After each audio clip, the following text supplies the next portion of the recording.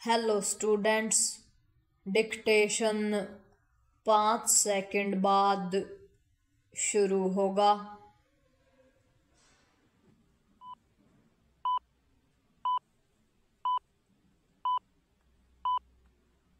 Start.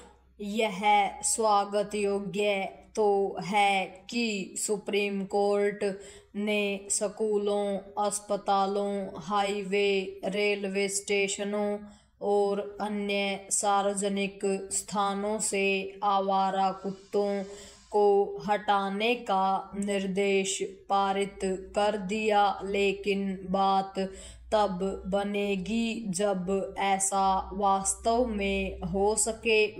चूंकि शीर्ष court ने आवारा कुत्तों के साथ बेसहारा पशुओं को भी सार्वजनिक स्थलों से हटाने का निर्देश दिया है, इसलिए यह सहज ही समझा जा सकता है कि स्थानीय निकायों की चुनौती बढ़ गई है। अभी उनके पास इतने संसाधन ही नहीं हैं कि वे यह काम कर सकें। संसाधनों के अभाव के साथ ही उनके पास इच्छा शक्ति भी नहीं है। इसका प्रमाण यह है कि सुप्रीम कोर्ट ने यह पाया था कि इसी संदर्भ में उसके पहले के आदेश पर अधिकतर राज्यों ने अपना जवाब ही दाखिल नहीं किया। इसी कारण उसे राज्यों के मुख्य सचिवों को तलब करना पड़ा। सुप्रीम कोर्ट ने आवारा कुत्तों और बेसहारा पशुओं को हटाने के साथ ही उनका टीकाकरण, बंध्याकरण करने और उनके लिए विशेष बाड़े एवं आश्रय स्थल बनाने का भी आदेश दे दिया है।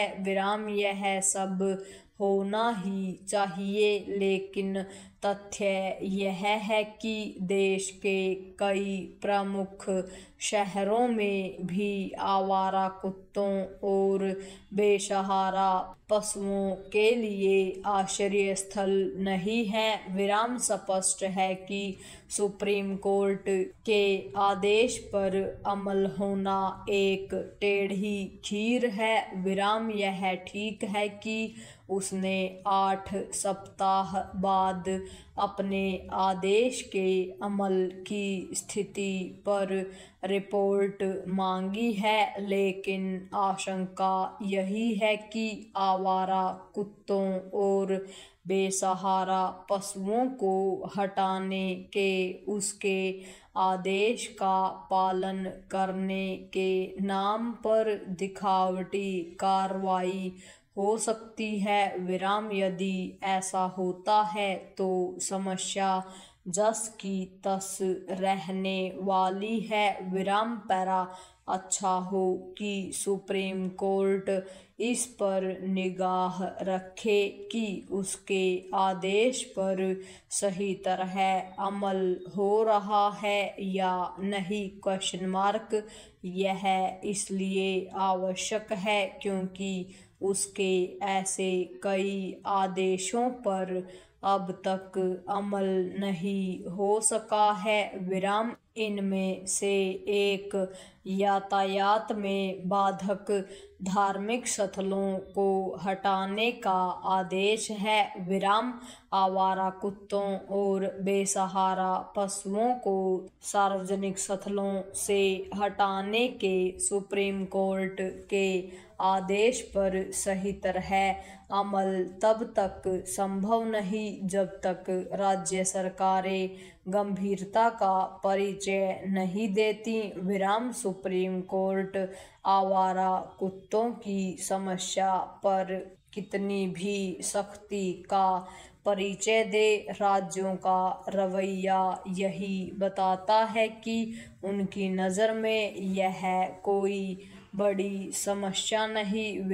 उनका यही रवैया बेसहारा पशुओं को लेकर भी है। विराम राज्य सरकारों का ऐसा ढुलमुल रवैया तब है जब आवारा कुत्ते और बेसहारा पशु दुर्घटनाओं का कारण बनते रहते हैं। विराम उचित यह होगा कि राज्य सरकारें यह समझें कि यदि नगर निकाय अपने हिस्से की जिम्मेदारियों का निर्वाह करने के लिए सक्रिय नहीं होते तो शहरी जीवन की समस्याएं बढ़ती ही जानी है। विराम यही सही समय है कि वे स्थानीय निकायों को सक्षम बनाने के साथ ही उन्हें जवाबदेह भी बनाएं। पूर्ण विराम।